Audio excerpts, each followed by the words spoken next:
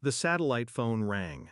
300 miles offshore, the air smelled of rust, oil, and salt. I wiped my hands on a rag and answered. A nurse's voice. Flat, professional, too calm to be anything but bad news. Your daughter is in the hospital. She was attacked. In your home. In the background, her voice, my daughter's. Broken, whispering as though she was afraid the world would punish her for telling the truth. Dad, Mom's boyfriend did it. He tried to make me lick his friend's shoes. When I refused, the line cut, but I heard enough.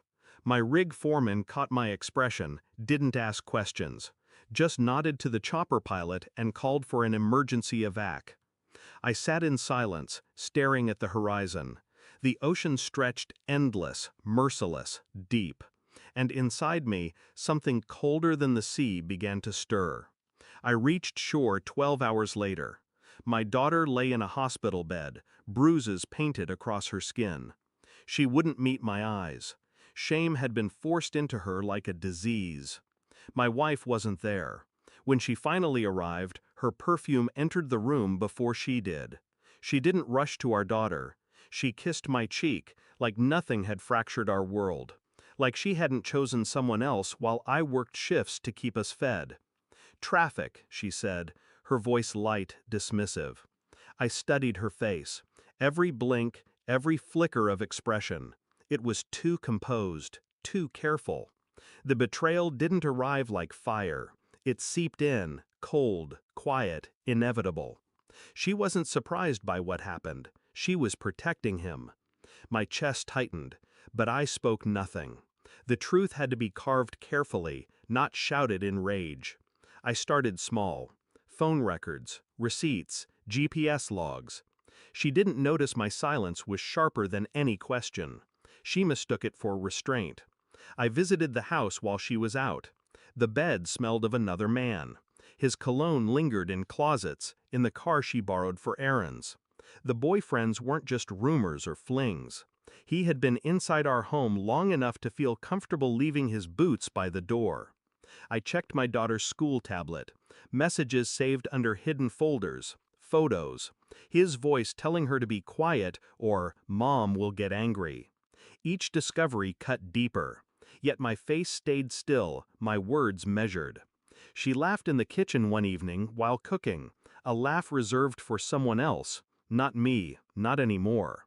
I watched her back, and I began to count the ways her lies stacked higher than the walls of our home.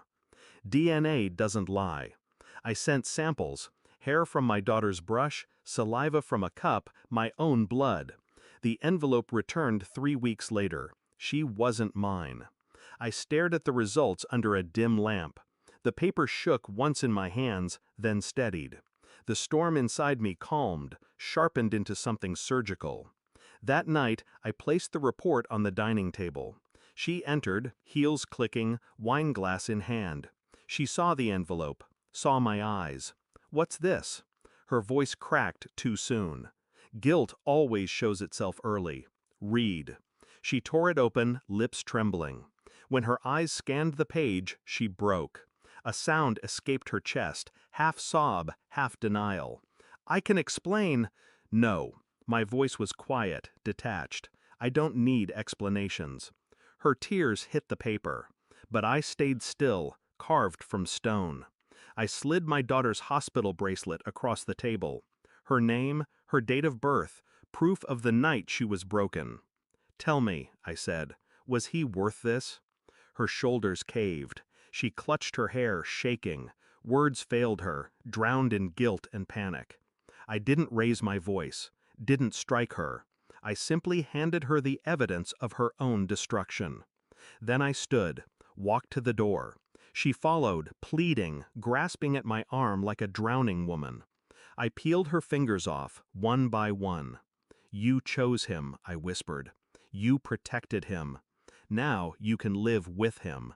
The door shut behind me with the finality of a coffin lid. I sat outside, engine running, hands steady on the wheel. The night air felt cleaner than the life I left inside. My daughter, blood or not, was mine to protect.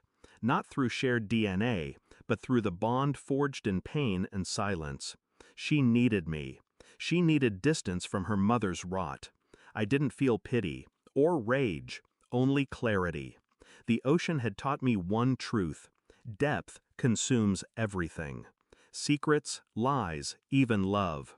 If you sink deep enough, nothing comes back. As I drove away, I realized I wasn't grieving. I was free. And freedom, I learned, doesn't come with joy. It comes with silence. Thanks for watching. Don't forget to like, share, and comment. Subscribe now to Cheating Stories Insight World for more amazing stories.